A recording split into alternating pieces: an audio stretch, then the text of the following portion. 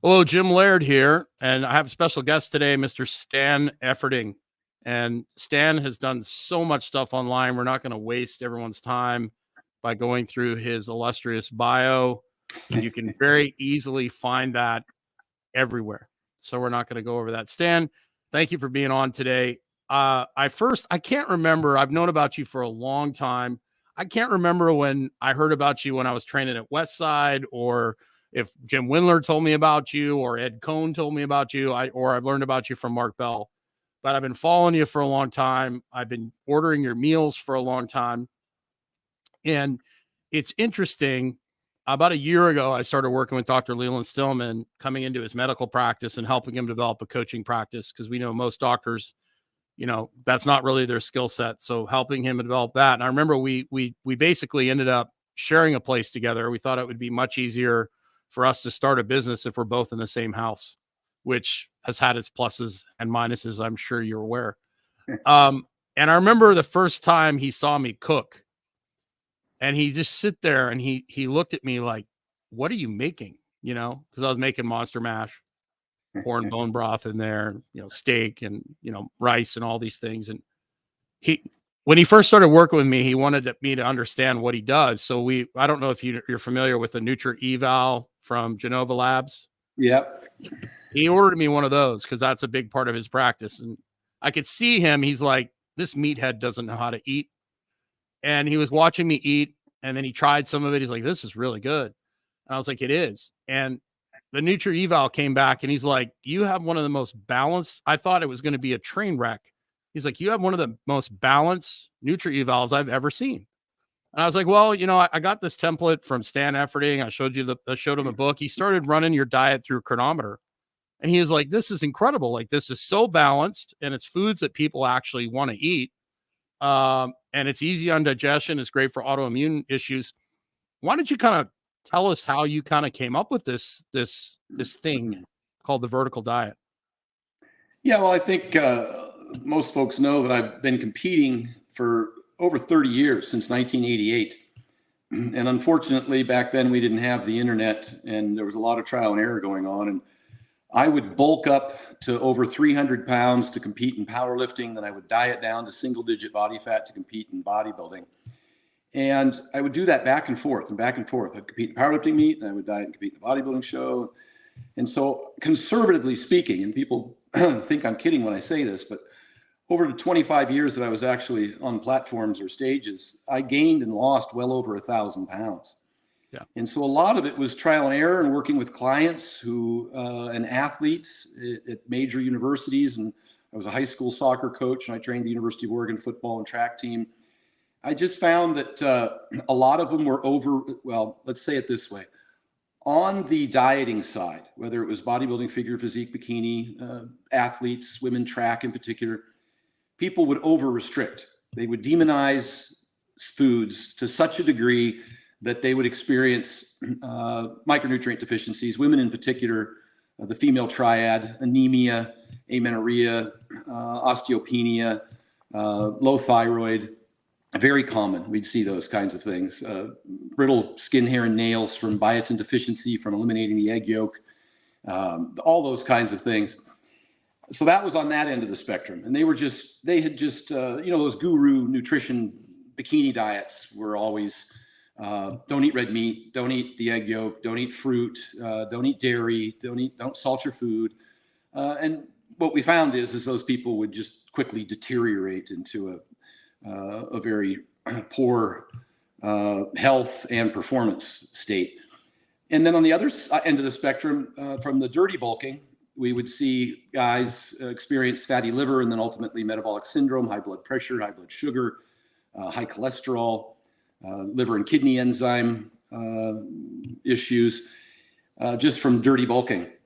And I did both. I dirty bulked, I got fat, I had bad biomarkers, and I did extreme restrictive diets with too much cardio, and I just lost a whole lot of size and strength. And I went back and forth like that for many, many years. And so I started trying to find out more information and studying. I went to the University of Oregon, studied exercise science, plenty of nutrition courses and the like. And I just said, no more. No more am I going to get fat. when I bulk up, and no more am I going to over restrict and feel miserable when I diet down. And so I just started incorporating more and more foods. A lot of folks, both the bulking side and the dieting side, would come to me and say, I've got all kinds of digestion problems, whether it's IBS or diarrhea. IBS can be both, IBS-C, IBS-D, constipation or diarrhea, severe gas and bloating, just a lot of discomfort on either end of the spectrum, whether they're overeating or undereating. And so, many years ago, Monash University out of Australia started researching IBS diets and came up with the low FODMAP diet. And I do understand that is a restriction diet specific for IBS, and it's not intended to be adhered to. You're intended to reintroduce foods, but there were a lot of foods in that, in those high gas FODMAP fermentable oligodimonosaccharides and polyols that I just found didn't agree with me. Onions, garlic, just excessive amounts of certain foods that would bloat me for extended period of times, whether it was pasta, pizza, and that's not to demonize those foods, but you want to look at the doses and how they're prepared. Women would consume an extraordinary amount of broccoli, which can bind to receptor sites and interfere with the thyroid function. And so I just wanted for them to eat with greater diversity and pay more attention to the quantity and the preparation of certain foods that were causing them discomfort and accumulating into their bowel, because obviously women in particular they tend to get that bloating in the lower bowel, in the colon. The thing we've heard of that as the cecum of the large intestine. And so I tried to mitigate that with using lower FODMAP foods, and then obviously tried to mitigate a lot of the female triad issues by incorporating more of the lean red meats, leave an egg yolk in, continue eating fruits. There's low sugar fruits, strawberries, oranges, blueberries, blackberries that should be, I think, regularly included in the diet. Salting your food, particularly for people who have a sweat a lot and have a high performance, like whether it's cardio or working out, and hot climates, etc. So we incorporate that, and then dairy, and just looking at, if you have a lactose intolerance, then you can look at the dose as opposed to an allergy. Of course, you want to avoid it altogether. But with intolerances, I would use lower lactose foods like yogurt. And now we're finding all these many years later that the Stanford trials, the Sonnenberg trials on digestion found that fermented foods such as yogurt had benefits across the board. 100% of their participants increased their microbiome diversity and density.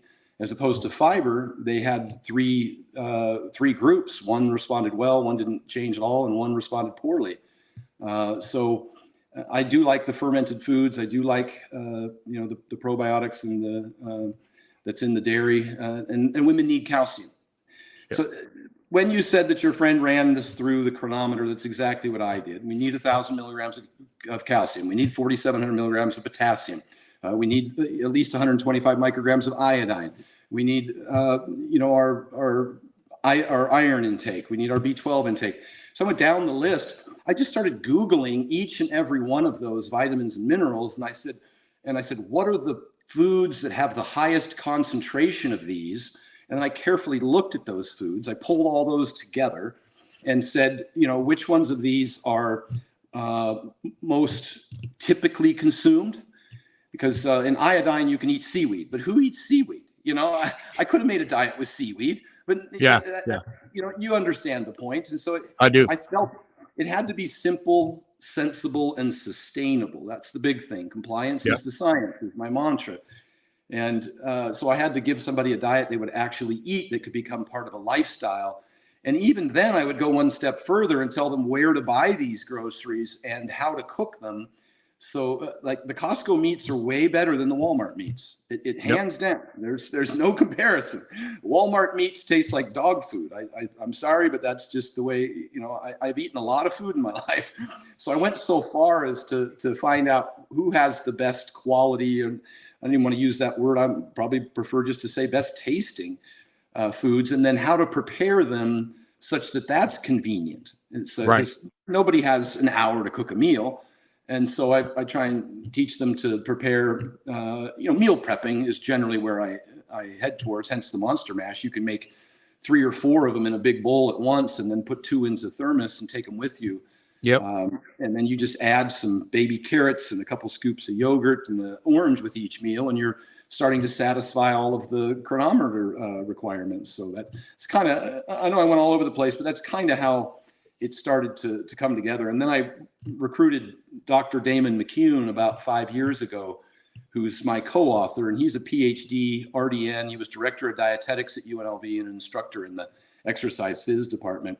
And we just went through it with a fine-tooth comb, step by step, reanalyzing all of our recommendations, providing the proper nuance, making sure we addressed outliers, people who had specific genetic predispositions or dietary requirements, allergies, etc.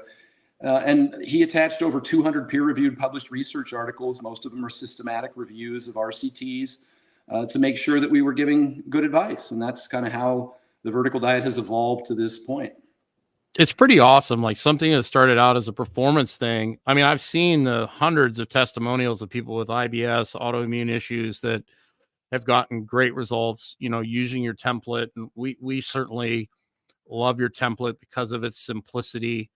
It simplifies things for people. And, we see the same things. We ran 60 people through a thyroid course here recently, and we're actually releasing that this weekend. And the number of women that were eating less than 20 grams of protein a day was absolutely insane. And what do you think is going to happen? You get less than 20 grams of protein, you're not going to sleep well. You're not going to produce the things you need to produce, thyroid. And a lot of them didn't have thyroid issues, just micronutrient deficiencies. They never got outside, and they go to the doctor, and the doctor's like, "Oh, you're tired all the time? Well, here, take a thyroid." So it's awesome. Most people don't realize this, but you're actually a hard gainer. You were a big skinny guy when you first started. And I don't think people understand, like a lot of the clients we work with are people that want to lose weight. And I don't think people understand how hard and how much you have to eat and how much you actually have to sleep if you're trying to put on muscle mass. Correct. And I'm glad you said muscle mass, because that's different than weight. Right. And I've dirty bulked and added a lot of fat at times throughout my career, but it didn't translate into improved performance, and it didn't improve my lean muscle mass. So you're right. Maintaining a slight calorie surplus consistently, the number of meals you have to eat, the macro constitution that better lends itself to increasing lean mass as opposed to fat would be a lower fat diet and a higher carbohydrate diet that I always say earn your carbs. Then you have to increase your work volume, and because that can be stored as glycogen preferentially before it's stored as fat. And higher saturated fat diets will cause a faster deposition of fatty liver. Even in isocaloric studies, isoenergenic, I guess they call it, but we see that high saturated fat diets can increase fatty liver to a greater degree, and then ultimately all the metabolic syndrome problems that come with that. But you're right, and I was a hard gainer. I wrestled 98 pounds as a freshman and sophomore in high school. I didn't even have to diet. I was 106 as a junior, 115 as a senior. Part of that problem was that I was working a swing shift all through high school, and I wouldn't get home till 1 o'clock in the morning, and then I would get up at 6:30. And I was eating at 7-Eleven where I was working. And so it was nacho chips with the pumped cheese, and it was soda pops from the soda machine. I just wasn't consuming a sufficient amount of quality whole foods, and I wasn't sleeping enough. And so my body wasn't in the position to go through puberty. I had delayed onset puberty as a result. And it wasn't until my senior year when I moved back to Pennsylvania with my uncle and started working on his farm and started drinking raw milk from the cows and eating bacon, eggs every morning, and sleeping, a lot, working hard all day and sleeping long and hard all night, that I actually put on 30 pounds. And I finally made myself got myself to college, and I was 140. And I couldn't bench 135. I still remember the day in the gym with all the frat boys. I got crushed under 135, and I had to take the plate off and put a 35 on just so I could get a couple reps in. I'm still suffering post-traumatic stress disorder from that day. And, and it was 10 years later, I benched almost 600. So you can see what it did to me, how most of us who end up in this funny little industry usually have a story like that, a little guy story or something we're trying to overcome or compensate for. And I'm certainly no different in that regard. But I also had to diet very hard to compete as a pro bodybuilder in all of the shows that I did to get there as an amateur. And I understand what it's like to go to bed at night starving and just laying there dreaming. I used to picture almost in 3D and like of a pizza going through a pizza oven, and the pepperoni curling as it cooked and the cheese bubbling. I remember those days, and so I'm very empathetic to those people who have a hard time losing weight due to hunger. And that's a lot of what I focus on with the general population is simply satiety, trying to get in front of those signals, the ghrelin and leptin signaling, and trying to, because willpower is not a good strategy to lose weight. You'll lose that battle every time. And so I work hard on trying to make sure I feed people high satiety foods that are very dense in volume, but lower in calories. And I'm focused almost exclusively on satiety. I ask my clients all the time, "Are you hungry? Are you hungry?" Because once they get hungry, you're going to lose. We see that all the time. These women that restrict calories are doing high intensity workouts. And they have a lot of stress. They turn into human vacuum cleaners, and before you know it, half a cheesecake is gone, a whole bottle of wine's gone.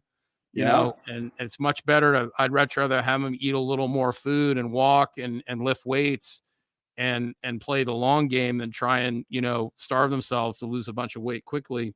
Yeah. And as you know, when women in particular, they'll crush themselves. They'll get up at 4 a.m. and do an hour of cardio and do another hour later. And then this what happens is called compensation. They'll end up getting hungry and tired, and they'll sit more and eat more as a result. Yeah. And the energy expenditure side of the equation isn't nearly as effective as the calorie restriction side of the equation, the energy intake side. And so maintaining that slight calorie deficit and being patient is far more effective than crushing yourself on workouts in terms of long-term dietary adherence. So you're right on target. The 10-minute walks, accumulating. Where did you come up with the 10-minute walks? We use that all the time. I mean, I've been telling people to get outside for over 20 years, but the 10-minute walks, when I started seeing you doing that, I was like, this just makes a lot of sense to me. Where did that come from? I don't remember the original research, but I was training with Mark Bell in 2009. And I was going to the gym and we were crushing, we were 800-pound squats every week. We were in there just I was getting ready for a powerlifting meet. Yeah. And I always had this philosophy coming up as a young man, as most people who are trying to gain weight, powerlifters, strongmen, et cetera, don't run if you can walk, don't stand if you can sit, and don't stay awake if you can sleep. And so I was going home after those workouts, and I was just laying in my hotel room. I moved to Sacramento, and I stayed there for 2 months straight and trained with Mark Bell every day. Yeah. And so I would just lay there in the hotel room, and 3-4 days later, I would still have severe DOMS, delayed onset muscle soreness from those workouts. And I was just reading through some research at the time. I can't remember how it came up, but it just more movement would help with that. So I got a recumbent bike because I was 280 pounds, and my big athletes, sometimes their feet get sore from a lot of walking. Sure. So I got a recumbent bike and I put it in my hotel room, and I did 3 10-minute little mini HIIT sessions. I would do 45 seconds under modest tension at a reasonable pace, and then I would rest for 15, and I would do that 10 times. So it was a 10-minute recumbent bike workout that was intended just to pump a ton of blood into my knees and hips. Sure. And that was also a very huge benefit to this 10-minute bouts of exercise. And I would do that 3 times a day. I would do that just after breakfast, just after lunch, just after dinner. Part of it, I believe, at the time was because I'd seen some research on glucose uptake from the bloodstream with exercise could be accomplished without the need of insulin through stimulation of the GLUT4 pathway. Yep. And so I was partly doing it for that reason, because I wanted the nutrients that I was eating. I was on a very high calorie diet at the time, a lot of carbs, 800 grams of carbs a day. And I wanted those carbs to be taken up into the muscle. And a lot of people would, a lot of bodybuilders and powerlifters at the time were shooting insulin in order to try and make that happen. But I saw the research to suggest that you could do it equally as well just by moving, particularly your large muscle groups like legs, and particularly under a small bit of tension, like on the recumbent bike. And so I realized in a very short period of time, probably within 2 days of having gotten the bike, that my DOMS, my delayed onset muscle soreness, just went away within 24 hours. Yep. I had a lot less bloating from all the calories I was consuming, a lot less gas and bloating. And I just felt better systemically from moving after each meal. And that's kind of what kicked off. And I've been doing it ever since. I introduced it to Mark Bell on his podcast some 7 years ago. And then he started doing it as well. And he just couldn't believe the difference that it made. Yeah. Now we have studies, we have peer-reviewed published studies showing that taking a 10-minute walk after a meal is twice as effective as metformin for reducing or preventing type 2 diabetes because of its the way that it mitigates postprandial glycemia, the elevation of blood sugar and duration of blood sugar elevation after a meal. We call the area under the curve. And so I'm religious about it now. And besides that, I hate quote unquote cardio. It's painful to go to the gym and walk on a treadmill for 40 minutes, how boring it is. And we just discussed how it's possibly not even terribly effective in terms of sustainability. Your body adapts to it over time and down regulates the number of calories it'll burn because you get better at it. I don't prescribe it to any of my clients. It's just too big a barrier to entry. Getting in the car, driving to the gym, doing the cardio. And my general population clients, they have jobs, they have kids, they have, it's not something that they ever end up doing consistently. It's the first thing that gets abandoned, and they abandon the whole program if they don't feel like they're getting the exercise that they need. And so the 10-minute walk can be done anytime, anywhere. Correct. And you're getting people outside. The majority of people are spending 90% of the day indoors. Their circadian rhythm is screwed, which is going to affect their sleep. You're getting them out in nature, which helps calm people down. Most people today are stress monsters. I compare modern life to getting in your car, in your driveway, leaving it in park and revving the living hell out of the engine all day and never driving anywhere, and then wonder why you feel like you're exhausted. Right. And so, it checks off so many boxes at once that it's, regulates blood sugar, helps you relax, calming people down, helps control their appetite, makes them more mindful. So it's just such a great modality. You start combining that with adding a protein in every meal and drinking high quality water and sleeping. And all of a sudden you get this massive snowball momentum that just people wake up one day and they're like, I've lost like 2 clothing sizes. I don't even know how it happened, Yeah. And they say in terms of creating habits, you have to attach it to an existing behavior. Correct. And eating is an existing behavior. And so you just make a habit of, as soon as you're done eating, you get up and walk. And that can be, whether it's a treadmill in your house or a recumbent bike in your home, whether, not being the best everywhere. Or if you go to a restaurant, maybe you just walk for 10 minutes before you get in your car after you're done eating, whether it's a mall walk or down the street or around the parking lot. When I go to airport, so practical. I'll walk around the baggage claim while other people are just standing there staring, waiting for their bags. Hotels, when I travel, I can go up and down the stairs and up and down the hallways if necessary, or walk around outside. But we see now too, there's so much literature now on 10-minute walks. It's just pouring out of the woodwork. And we see now that 3 10-minute walks is far better than 1 30-minute bout of exercise at the end of the day. Yep. So the frequency seems to matter. They say sitting is the new smoking. And those people who get up during work, if they have a sedentary job, and walk around even for a few minutes, 5 minutes every hour, have much better health outcomes than those people who sit all day. Yeah, we're missing that low-level manual labor that would come with life 30, 40 years ago. Yep. Most people today just don't move and they don't go outside at all, so it's definitely an easy way to get that back into your life, right? It's really funny. I met Mark Bell probably around 2005, 2006 when he was living in Louisville. He was still trying to be a professional wrestler.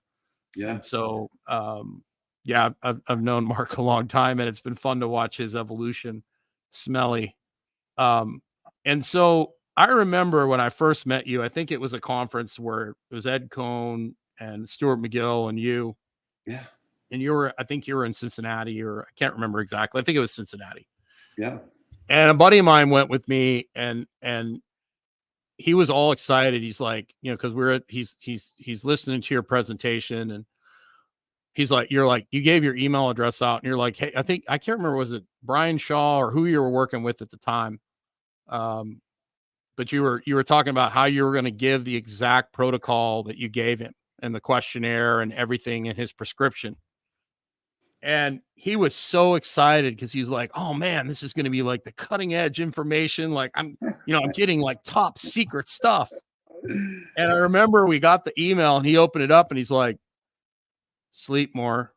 Tell your wife to sleep in another room. It's affecting your sleep, or kick your dog out of the bed or something like that. Yeah. Wear a CPAP, get outside more, take a vitamin D supplement, ride a bike 3 times a day. I mean, it was like all the stuff that I talk about with my clients. He's like, where's the cutting edge, supplementation? Where's the bacon? Like, he's like, this is just common sense stuff. And I'm like, dude, most of these people don't do the common sense stuff. Agreed. Yeah, that's I told the story about when I finally sat down with Flex Wheeler in 2008 after following him for decades, and I sat down at Firehouse Restaurant in Venice, and I had my yellow pad of paper out and my pencil handy, and I was going to ask him all the questions. I thought that the Wizard of Oz was going to pull back the curtain and give me the secrets that I'd been searching for 20 plus years. And we got done with an hour and a half of sitting there, probably nearly 2 hours of conversation. And I didn't have a single thing written on the piece of paper. He just reiterated to me how important all of the basics were and how much we were going to double down on those things, including the intensity of the training sessions. Those were on another level. And I always thought I trained hard. I was a powerlifter bodybuilder. I trained with Aaron Madron, pro bodybuilder, who was called Mr. Intensity. We used to train together for years when I was coming up in the sport. Took every set to failure, maxed out every week, but this was a whole nother level, and it was a little different because the bodybuilding training, you end up in deep water. That's a lot. I would much rather do a heavy single than do sets of 20s. Amen. I tell you what, you start doing sets of 20s with 405 or 500 on the squat, like you see Jesus right in front of your face. Like you start doing these high volume, even on hack squats and stuff, like you start seeing like demons from your past. And like, it really is like people that haven't lifted a moderate to heavy amount of weight for high repetitions have no idea what pain and suffering is. I mean, you go to places that you don't want to go to. Even if it's rest pauses and drop sets, it's just a whole nother place. Hold on, pull 2 plates, 10 more. Hold on, pull 2 plates, 10 more. Yeah, it's grueling. Well, and most people don't have the foundation to handle stuff like that. One, you're right. And 2, it's interesting just on that note, because you trained at Westside, and you know how people would come in to train with Louis and they couldn't keep up. And so he would make them do cardio just because they didn't have the GPP, the general physical preparedness, to be able to do the workload necessary to grow. Right. Louis Simmons, guys like Charlie Francis were so far ahead of the curve with the GPP, the general Mel Sif. Yep. These guys like Louis and his sled dragging, Charlie Francis with his tempo days. Like, that's the big problem today is no one has a foundation. Like, the kids today don't play outside. People don't do anything. And they go to the gym and they think they're going to do 3 HIIT workouts a week and going to get improvement. But they don't understand, like a gymnast spends 85% of their time, or wrestling. We're both wrestlers. The amount of drilling that you do in wrestling to prepare for that 3-minute match, right? Like, we're drilling at a low level so that 3-minute match or that intensity, gymnasts walk on their hands, they climb ropes, they do bear crawls for hours to prepare themselves for the tumbling. No one has that general level of fitness or preparedness that's going to allow them to get a decent amount of training volume and have a stimulus. And not only that, everybody wants to work on their strengths, right? And everybody has an ego. And when you start training with somebody like a Flex Wheeler or somebody that changes the exercise to make it so that it sucks for you, it is absolutely horrible. Like Windler, a couple times when we trained together, he put one of my biggest regrets is I didn't compete raw, because I was, I competed at the time where everybody was wearing equipment. I would have been a much better raw lifter, But I remember Jim put like 150 pounds on my bench just by teaching me how to bench the shirt, because I Yeah. just wasn't doing it right. And I remember Chuck Vogelpool pulled me aside. I have the worst deadlifting body in the history of man. I Yeah. have my arms are so short. I could sit on my butt like an L sit with my butt on the ground, and my hands do not touch the ground. So I've Yeah. got a really tall torso and these little short arms. And I remember when I first started powerlifting, I could pull like in the mid to high 500s. And Chuck walked over to me. I'm this nobody. And he says, dude, you're leaving so much weight on the table.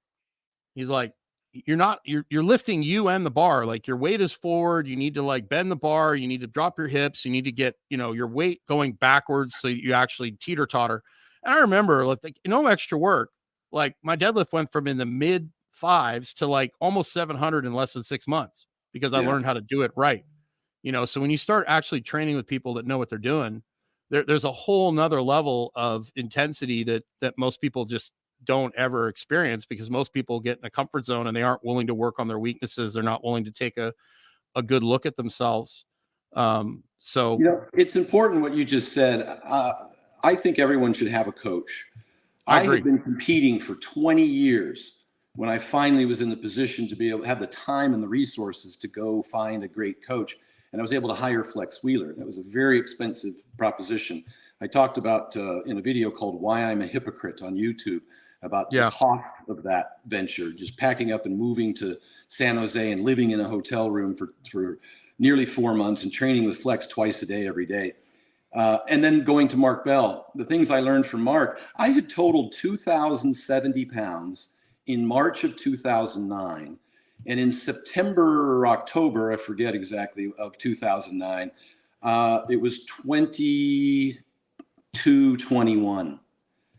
And that was largely due to the changes that Mark made in my technique. Squatting with a wider stance, keeping my torso a little more vertical, dropping my elbows down a little bit on the bench press, working off of a box and some bands, using some SSB bar because the low bar squatting was hurting my elbows and was compromising my bench press. Just some things that to Mark are nothing. Those are things he does every day and has for years. To me, it was obviously life-changing. It put me from, just kind of, and also ran into a world record holder at the time, beating KK's record. Chuck Vogelpool is another example of someone who has an extraordinary vision. He can just look at somebody training and almost immediately be able to make the changes. And he's been driving down to Cincinnati and training with Matt Whittemer, who also trained and competed for Louis Simmons for many years. And Matt's a former NFL S&C coach under Buddy Morris, a legend in the strength and conditioning industry, an NFL legend. And Matt has been telling me repeatedly over the last many months just how extraordinary Chuck is and what a great coach he is and how much Matt has learned. And that's coming from somebody who has an enormous amount of experience competing and working with Louis himself. And so I just think everybody should have a coach. There's some great coaches out there. It's invaluable, the lessons that you can learn. There's a reason why guys like Tom Brady and these guys in the NFL have coaches, because guess what? It's human nature to cut corners. And, if you watch a guy like Bill Belichick, one of the reasons the Patriots have been so successful is they focus on the fundamentals over and over and over. At the end of the season, they're still doing basic tackling drills. A lot of these are the teams have quit doing that stuff. Yeah. And Belichick's still working on form tackling drills before the Super Bowl. Like it, they don't ever stop teaching the basics and the fundamentals, right? Yeah. What's the method? The concurrent method? Everything should at least maintain or gain. Yeah. Was it John Wooden who would like teach his players how to put their socks on so they wouldn't get blisters? Right. Yeah. So the basic stuff is super important. It's funny what you said, your buddy said about my program, because I did a YouTube video, or it was a podcast some years ago. And I remember reading the comments and somebody said, Stan just keeps repeating himself over and over again. And I looked at that as a compliment, because there's a lot of people out there just making shit up. And I keep reiterating and repeating over and over and over again how important these fundamentals are: the GPP, the sleep, the hydration, the 10-minute walks. I keep repeating myself because that's what actually works. And then I see really popular social media influencers, and I won't mention their names, just making shit up. It's like they run out of material, so they gotta overemphasize the meaningfulness of something that's probably inconsequential in terms of outcomes. And I put that over in kind of the 1% bucket. I have what's called the 99% rule, and that's where sleep, eat, and train goes. And then everything else to me is likely to be much less cumulative, collectively, probably less than 1%. Right. Yeah. If you get the big rocks right, you're going to do really well over the long haul. And, Dr. Stillman would say to me, like, when am I going to stop talking about these basic fundamental things? I'm like, never. I was like, I had clients for 20 years. They would start going off the path and they'd be like, I'm gaining weight. Well, how's your sleep? Well, I've been under a lot of stress. I started drinking and I've kind of cut corners. I'm not sleeping as much. I'm going to bed later. I started watching Netflix. Well, we got to get back to the foundation, right? It was never anything earth shattering. It was always, I've gotten away from my foundational habits and I've kind of slid, and we need to get lunch back. At Chipotle twice a week. I had dinner at Cheesecake Factory Saturday night. It all adds up. You're right. It's just insane. I'm really excited. This is a really funny story. I've been using your food service forever and ever and ever. And I've had your cell phone for a long time. And it's really funny because I was ordering from your food service and I opened the box up and there was beans, chicken, and rice, which I really, there's nothing wrong with beans, chicken, and rice. It's just that beans don't agree with me and they don't agree with you either. And they don't agree with anyone that's around me. Right. Right. And so I go to the page and I'm like, all right, I'll call the support number expecting to, talk to somebody. I didn't even think anything out of it. I was thinking about talking, maybe speaking to somebody in India or in who knows where. And I dial the number and it's a Stan. And I'm like, oh, hey man, this is Jim Laird. You're like, hey, what's going on? I was like, I got this meal. And he's like, yeah, there's a mistake. Well, we're going to fix it, whatever. And you're like, what are you doing? What you been doing? I'm like, well, I partnered with a doctor. I'm helping him, bring coaching into his medical practice. You're like, great. I said, I'm actually building a gym on the beach in Nicaragua. And he was like, oh, send me some stuff on it. And you were like, hey, this is really cool. Like, let's talk about it. So we talked about it and we decided to bring you in to our retreat that we're doing in January. Basically, we're going to do a retreat there where you, Dr. Stillman, and I, and there could be some other special guests coming along. We're basically going to hang out. I don't know how built the gym's going to be, but we can hang out, talk training. Most of it's just going to be to relax. You could check out an amazing property, an amazing company that we've partnered with. And our plan is to basically build gyms, all of these properties that this company has, like a kind of Tulum jungle gym, but a little more modern. We need to actually have some real equipment there, but we're really excited to have you come down to that. And I think that's going to be a lot of fun. Yeah. These are great opportunities. I've seen a number of other people in the fitness industry host similar kind of events in different countries. And I've always thought that was kind of neat. And it was maybe like a CrossFit one, and there was a yoga one, and there, things like that. But just the immersion of being there every day, eating together, training together, and having the opportunity one-on-one or in small group sessions to work through, because everybody's different. Everybody presents with a different genetic predisposition, some different current medical conditions, potentially different injury histories.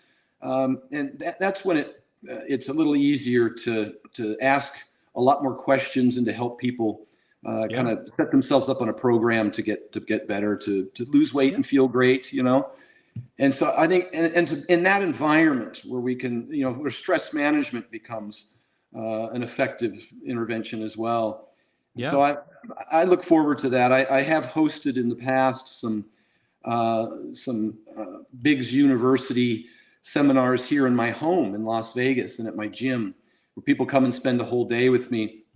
And I'm looking forward to the opportunity to travel to such a destination and have people come there and spend, as many hours as they want with us around the clock for a week, and just get so much more out of that than they could, online or via video. So I'm excited about it. I think those are great opportunities for people.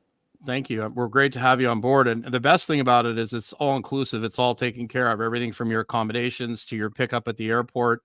Flights are really cheap out of Miami. It's only about an hour and 45-minute flight. Your transportation's taken care of. Private chef with there is no such thing as non-organic food in Nicaragua. Like everything's grown. Like it's like I was eating tomatoes like apples down there. I mean, they're so much better. Like tomahawk ribeyes, like this big for $15, like straight from the farmer. So the food is like unbelievable. So it's going to be a great experience. We're going to have a good time. It's right on the beach. It's right on the beach. Like we got 10 miles of private beach. This is we get into on the webinar, there's a link below where you can check it out. But a lot of the webinars, like Dr. Stillman has bought a house there. I'm buying a house there. We plan to spend a lot of time there. It's not about that. If you want to check out property while you're there, because you can buy beachfront property there for $150,000, which is not going to happen in the United States anywhere. So, nope. And these are really nice places. If you want to check that out, that's there. If you watch the webinar, our main point of the webinar with the CEO of ECI Development was to basically educate people that Nicaragua is not this like crazy hellhole that it's been made out to be. It's actually safer than Canada, believe it or not. Joe Crussell, thank you so much. We really appreciate you watching. So that being said, Stan, tell everyone, I got the link to your meal, to the vertical diet in the description. I've got the link to your meal service down below. Please, I don't get any kind of affiliate for that. I've been using that service forever. It's a lifesaver. Incredible meals, food quality, super high. Order on a Sunday night, get it on a Thursday. The packaging system that you have from the Idaho place is incredible. Like the cooler it's sent in. Every one of the meals I got last week was still frozen, which coming to Florida is absolutely crazy. Yeah, it's hard to do with the weather right now. It's been over 100 degrees all over the place. Yeah, and it's super easy. You put it in a skillet, you warm it up, it's ready to go. A little seasoning, maybe a little sauce, whatever you want to do, a little cheese on there, and it's ready to rock and roll. So tell people where they can find you. And thank you, brother. Everything's at stanefferding.com is my website. There's a link to the meals on there. There's a link to my ebooks on there. There's a blood test link to how you can get your blood test done online. I've got the Instagram at Stan Efferding, and I've got those YouTube videos. My rants are also Stan Efferding on YouTube. So everything's Stan Efferding. Just look me up, and if there's anything I can do to help, please let me know. Absolutely. And I tell you what, Stan's one of the most accessible guys there is really genuine with his time, generous, and I appreciate you coming on today. I'm sure we're going to be talking more about this in the future, and I look forward to hanging out with you in January. Awesome. Thank you, brother. You're welcome. Have yourself a great day. Take care.